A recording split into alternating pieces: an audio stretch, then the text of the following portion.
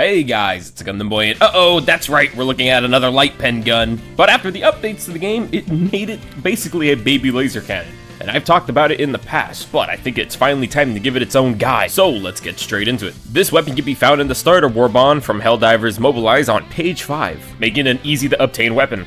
Here, taking a look at the gun's base stats, we can see it's rocking a damage of 350 per second, a fire limit of 8, and no recoil. And I'll just let you guys know right now, when this game first released and I was using the Scythe, it had recoil. Looking further in, we can see the other gun stats, like its horizontal and vertical recoil, which is none, a sway of 2, an ergonomics of 57, and you get 4 magazines at a reload time of 3 seconds. But wait, there's more. No. If we take a look at the wiki, we can actually see that there's an extra bit of damage that this weapon can deal, and that's the fire damage. We can see here that it is 100 standard and 100 durable, but it also has a penetration class of 4, meaning it will burn. And I'm not joking when I say it's a tiny laser cannon. The fire damage really does add an extra bit of lethality to this gun. For the weapon customization, it has access to some weapon sights, underbarrels, and magazines. And I'll have to say, it is criminal that we did not get a 10x sniper scope for the LAS-5. I typically just stick to the main sights, because when I was testing out all the other ones, I just felt like I lost that extra bit of, precision while using sights like this. The underbarrel doesn't have anything special for its options. This gun already has pretty high ergonomics, but if you want that extra bit of snap, then you have access to it. The most notable parts for this gun is its magazines, because you have 3 options, which is the basic mag, which lets you fire for 8 seconds and has a fair cooldown rate, while we also gain access to the high capacity Heatsink, which gives you the ability to fire this gun for 12 seconds, while also having a longer cooldown time if you're on your last mag. Then we have the high Dissipation Heatsink. Lets your gun cool down faster, but you'll last as long as I do in bed. I can already tell you the high capacity Heatsink's gonna be everyone's favorite, because who doesn't want a bullet hose? Or in this case, a laser hose. And here I'm gonna show how the weapon's heat builds up and cools down. Yeah, I probably should have figured out how to plan this video out better for this segment. On the standard mag, 8 seconds, a fair amount of cooldown time. I'm pretty sure I would still just reload though in like a dire situation. So, how's the weather? You eating anything? What you eating? Is it crunchy? Are you watching me and eating breakfast? Gonna share some of that?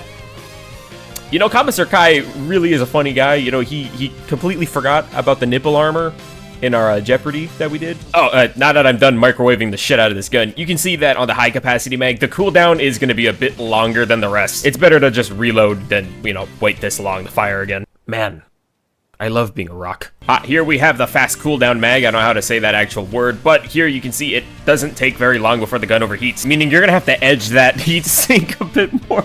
I don't know why I said that, I'm sorry. You could argue that this gun could be better for like slugging combat, where you need to just constantly be dishing damage, but you want to be able to cool down fast instead of having to reload it completely. I think this would be better specifically on the bot front, where there's a bit more space between you and the enemies, but I think if you're going up against either the Illuminate or the bugs, you'd probably prefer having the high capacity sink in general. Anyways, now that I'm done padding for time, let's take a look at some of the gun's unique traits. Now we know both Laser Cannon and Scythe are both known for being laser pointers, but did you know that Scythe actually has way more range than the Quasar Cannon does? And you can tell because I'm, kicking up dust over here. Weirdly enough, the high-powered laser weapon is incapable of hitting something at that distance. Have you ever seen the end of a laser cannon beam? Because this is what it looks like. And it's not the exact numbers, but he really is only 200 meters away. And I'm not joking when I say that the Scythe has some crazy range, and I don't even know where the laser might end. And it goes that far out, because right here, that little thing right there, that's Taurus. But let's take a look at how it fares on the enemy fronts. Starting on the bug front, the lesser chaff enemies like Scav Hunters and Warriors are all easy sweeps, as the beam and the fire damage compared together will just shred them apart. Though I can already see if there's an excess of enemies being a little bit more difficult, because you can't spray and pray with this. You have to point. You have to point and microwave that enemy until they're dead. And it's not going to be the greatest at swarm clearing. I think you just need a support weapon to compensate. Against greater chaff enemies like the door ant over here, you have to aim for his legs or aim for his ass to really kill him, but they shouldn't be too difficult of an enemy. Considering that they're slow and that I also have a senator. If you're someone who plays on the lower difficulties, Brood Commander shouldn't be too much of a problem. The laser gun will, dispatch him really quickly. I would have to say though, it's against the Alpha Brood Commanders on higher difficulties that this gun can start to struggle. And that's because they have a lot of health. Just imagine pointing a magnifying glass at a centipede. That's what it feels like to kill these guys. For the nursing spewers, they're no problem. You can kill them really easily to the head, but it's the bile spear variant that's a bit more of a bitch. On constellations, we're going up against a high amount of these guys. I'd recommend just aim for their big gooey ass and let the fire damage take them down. Otherwise, if you want to aim for their mouth, good luck. And the best counter the Scythe has against a bug front is against Shriekers, because it's like an instant point of death. Don't point it at aircrafts, but definitely point it at the bugs. Now, it's very important that we take a look at the Predator strain, because against it, Good thing he didn't overreact. The Predator Hunters, they're not that special. They will die like any other hunter. But against something like the Predator Stalker, it's really going to train your aim. If you're someone who has the aim god of an Osu player, then you'll be able to take out stalkers with relative ease, because if you hit them in that little ass head, they just kind of fold, like, immediately. And that probably has to do with the fact that they have so little HP on their head. What did you do, like 350 per second? And since you're probably gonna ask, oh, but Gundam Boy, does the fire damage make it good at killing Bile Titans? Yeah, I mean, it can kill a Bile Titan, but have you ever tried to kill a Goliath bird eater tarantula with a magnifying glass? On the Squid front, this gun is nuts and controlless, being able to point and kill them in a matter of seconds. But just like on the bug front, close quarters is not where you want to be caught, because when you get swarmed around there, you're going to get your ass beat. So you're going to want to stick to a bigger range when using this gun. And against Overseers, I'm pleasantly surprised, because this gun shreds them. I barely used my Heatsink. The only problem is the Q-tip Overseers when they put up their shield, but even then you just kind of aim for their foot. But this gun is kind of a monster for killing.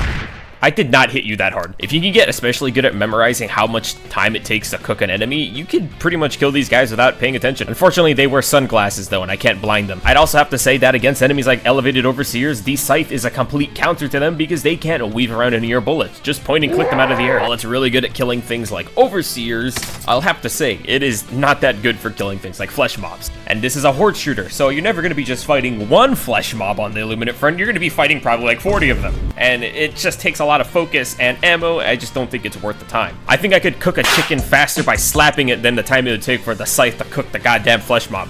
And even if you have 2 people using the Scythe, it still takes way too long, in my opinion, to be viable in a heavy combat situation, especially if you're on a level like 10.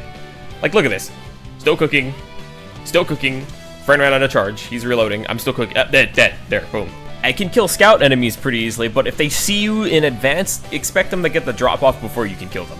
Moving over to the automaton front, the troopers are very easy to deal with. You just have to look out for the firefights though, where they outnumber you, because if they shoot you, it's gonna push your aim all over the place, and your gun kinda relies on pointing at them. When it goes up against any of the Devastator units, they can be killed with relative ease, either doing from a headshot, or if you don't have a good angle on them, you can aim at their body parts and get pretty good results for killing them that way, as the fire damage will shred them apart as well. Though I have to say, headshots are probably the most satisfying way to kill them. You can use the main beam of this weapon to shred a bunch of its HP, and you let the fire finish them off. I think I just found my new heavy Devastator counter. And look, it took less energy than it took to kill the Overseer. And I'm not going to talk about the automaton sub-faction variants. They're all the same. They all die the same here. Against enemies like Berserkers as well, they are pretty easy enemies to kill. I mean, they're not armored, they don't shoot back at you, and they're just kind of walking targets. The Scythe just dismantles them. Oh, also, you can destroy Scout Strider rockets, so they're not invincible. But between the 3 factions, the Scythe is pretty well versed to take on all of them. It's just more a matter of how you play. I mean, the primary by itself does alright on the bug front, but when it comes to like swarm clearing enemies for both the Illuminate and the bugs, this gun will often struggle with that. Unlike the bot front, where there's a bit more breathing room, you can, take your time and kill those guys. Personally, one of my favorite guns in the game. I love laser weapons, but what do you guys think? But be sure to like, comment, share, and subscribe, and I'll see you guys later.